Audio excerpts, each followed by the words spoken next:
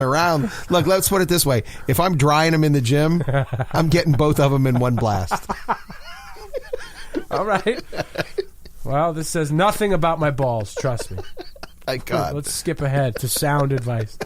The professor knows of one study that showed students who regularly listened to music to fall asleep dozed off faster in a lab with music than without.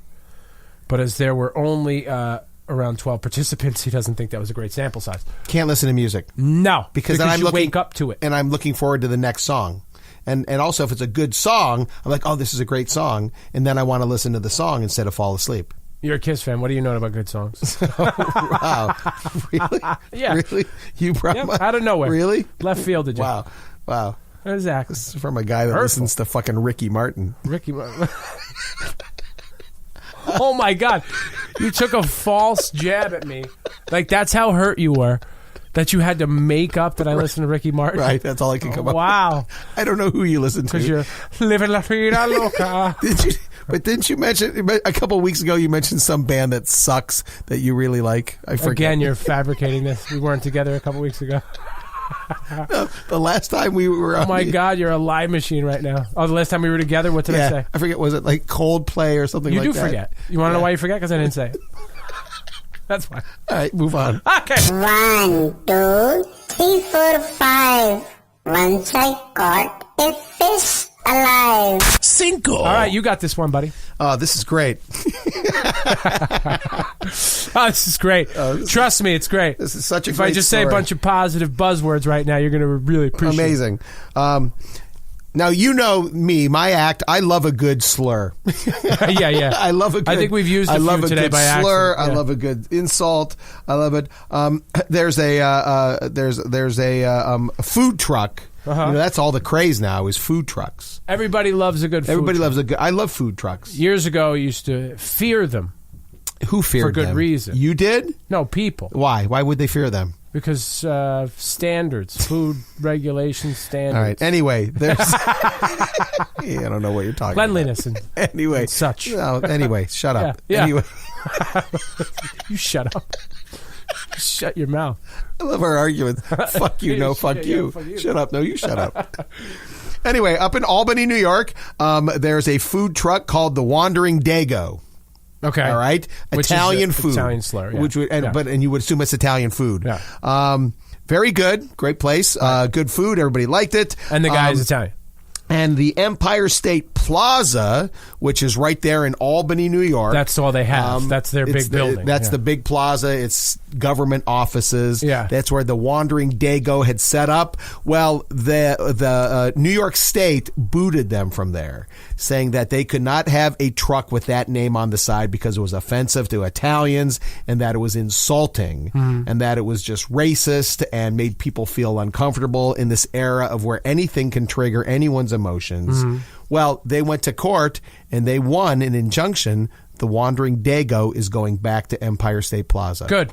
And because the guy named his own business. Well, it's a man and a woman, and they named it after the woman because she's an Italian and she cooks Italian food, and to her that was a term of endearment, and they called it the Wandering Dago. Even if she thought it was a slur, and that was funny because it was about her and her people, I wouldn't have a problem with it. And here's what I'd like to say about this as an Italian American is I'm reading less stories like that one where somebody not part of the group gets offended, and I'm reading more. I just read a story the other day about an Italian American bitching about something. Maybe it was again that old. Stop making mob movies. It's offensive to us. It's not offensive. It's not. I don't want to be part of the group that's being offended. No, and what her lawyer or George Carpinello, another Dago, is saying. That didn't hurt me, but somebody's going to get pissed off. Right, someone will get pissed off. Definitely. But that's what I was doing. That was a callback. Right. That was the comedic way. Anyway, I follow. Anyway, what he's saying is that it's to the woman that started the food truck, to her it's a playful term about her family and her people, and that's the argument. And people should just suck it up. Now, here's my question. If the food is really good, who cares what it's called? Well, That's fair, but people don't think like that. That's fun and reasonable. No. Although if I see a place called the Wandering Dago, I'm going to assume that it's really good Italian food. I would too. I would go to the Wandering Dago in a second. Right. Now, if the owner of the Wandering Dago's name is, Steven Smith, right, for example, I wouldn't have me personally, I wouldn't have a problem with it, but I'd understand kind of why people do. I want, though, for any Italian Americans out there listening, to please, let's be the last group of people on the face of the earth that's not offended by everything. Right. And not screaming about our rights and don't call us names. Please, let's just be that. Let's just live our life, and and if you're offended by something, just keep your fucking mouth shut. Yeah. How about move on. Or move on. It requires no energy to move on. If you hate the Wandering Dago, don't eat at the Wandering. Don't eat it. No, wander to some other place. Yeah. Go over to the Stingy Jew and have a sandwich there. All right?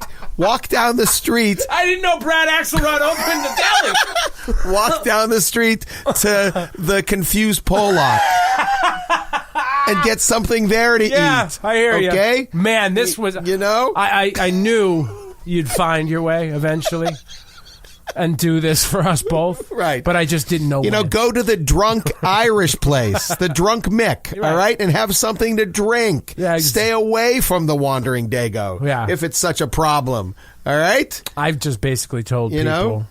because again, I have to get some schnitzel at the Angry Nazi. We got you. I got like 6 more. I know, but the template has been set. Okay, but let's not.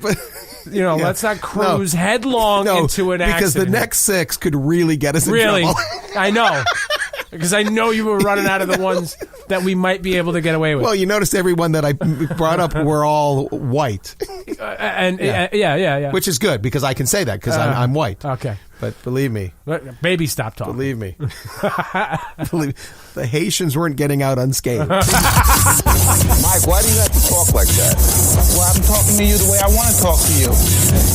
You have a problem? Turn off your station. Please stop masturbating. I think you need your phone reattached. Time for You Shouldn't Have Said That with Smith and Milano. Okay, well, this segment just became a lot easier based on the previous several minutes. What, you shouldn't have said that? You shouldn't have said that, yeah. I think... What shouldn't I have said? Which one of the examples was probably... Oh, we both did it. We did it together. What's that? You said, when we were talking about the Wandering Dago. Right. And then you said the other examples. The first one I did was the Stingy Jew. That was the one. That was a good one. And then I jumped in screaming, I didn't know Brad Axelrod opened. Well, you're the one that brought up the Jewish guy that's our partner. I didn't include it. I don't even really think of Brad as Jewish. I got to be honest with you. Okay. So, to me, he's just a man, a very good man. Yes. That's what I was thinking as well. Yeah. Yeah. So wait! What? So what you did was very, very manipulative there. What are you talking about? You left me dangling out on a ledge without me saying anything. You just said a couple of words where that if I didn't jump on board in a very positive fashion, and I didn't because I was like trying to be cool, that I look like an asshole and you look awesome, and I don't like how that played out. These aren't the droids you're looking for. That's what you did. You Obi-Wan'd me, bitch. And I didn't appreciate it. You may pass.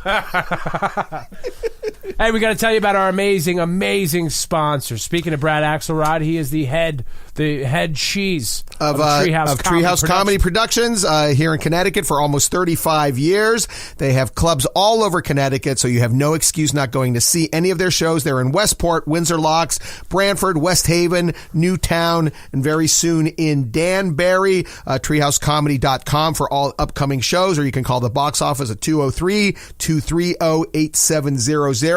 January 20th is yet another Treehouse Comedy Showcase hosted by Regina DeCiccio. I believe that's her name. Very funny. She's been on Fox. She's been on Comedy Central. Very funny. It's her, 8 other comics, $17.50 for an amazing show. That's of a some great really way to see people. one of these emerging comics. Yeah, that years from now will be somebody big. Exactly. A showcase is a great place to see not just emerging acts, but all different types of comedy. It's not like you're seeing just one guy. Exactly. You know, you're not seeing like a guy that does crowd work or a comic that now drives a cab. You're not seeing any of that stuff. All right? What you're seeing And you're not talking about Ben Bailey, I bet. No. I love Ben Bailey. I love Ben Bailey, too. No, he's very funny. No, I'm not talking about Ben Bailey at all. Yeah.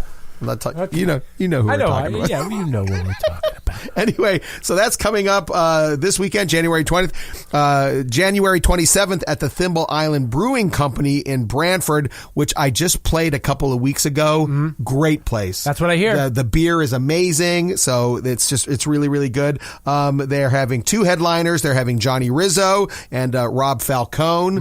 Although I believe he might be Falcone now. I'm not sure how he's going by his name. Oh, is that right? But he was Rob Falcone when I knew him, but he might be Rob Falcone now. Okay. All right. Anyway, they're both very funny. They're comedy legends. They've been around a long time. Go see them January 27th at Thimble Island Brewing Company in Brantford. Again, treehousecomedy.com or call the box office at 203-230-8700. Hold on. I got to make you a note. I don't know if I can just shout this out. And I certainly don't want to be editing too long. Right. Did you leave that one out? Is that done? So I don't know if I did or not. He may be coming up soon. Okay. Anyway, what we're talking about is that we think Gilbert Gottfried may be performing at a Treehouse Comedy venue very soon because he does all the time, and he's a great show, and tickets go really, really fast. So go to treehousecomedy.com, and you'll see if our good friend Gilbert Gottfried is going to be performing soon. This advertising works so well on me that I'm going to treehousecomedy.com right now. I'd like to get it. You know what I'm saying, right? Guy? All right, let me tell you about Guitar Hanger while I look this up. Okay. Guitar Hanger is my favorite place to get musical equipment, and everybody knows I'm very musical. You are musical. Brookfield, Connecticut. That's where you go if you're within driving distance, or you just check them out at guitarhanger.com where you can do all the things you need to do there. You can get a custom-made guitar. You can get a brand-name guitar. You can get strings, amps, pedals, wires, all that stuff. You can get drums, a bass guitar. You can get lessons. You name it. I actually rented my kid, what did he play? An oboe? What the hell? No, it's cello, you cello. I rented him a cello there for school. And that's going great. So those guys can do all of that stuff for you and more. GuitarHanger.com. Saturday, January 27th is when Gilbert is going to be in Westport. Bistro B. Bistro B is when he's going to be there. Gilbert Gottfried. You got to see his the documentary about him on Hulu that just came out. Brilliant. So good. And his stand-up is unparalleled. Yes. Unparalleled. It lacks a parallel. No. I'm not trying to be funny. No, it means there's nobody else like him. Yeah. That's what unparalleled means. Also, lacking a parallel would be another way of saying unparalleled. Why don't you suck my balls? How's that? Ball sucker. These aren't the balls you're looking for. Go see Gilbert Gottfried, everybody. Just move on. Treehousecomedy.com. It's a weird way to end the show. It's very weird. I'm not happy with it. And I believe last week we said we weren't going to bring up dicks, but we didn't this week. We brought up balls a lot. Yeah. But so we need to get away from the whole male. I think we brought up. But if we brought up vaginas, people would be offended even more. I think everybody's offended. Maybe we just need to stay away from private body parts. I think we covered a lot of bases here. We covered a lot of bases. Bye, guys. This has been the Smith and Milano Podcast, brought to you by Treehouse Comedy Productions. Tune in every Monday with the boys on iTunes and Spreaker. Like Smith and Milano on Facebook. Share and subscribe. That was R.C. Smith and Lou Milano. Thanks for listening.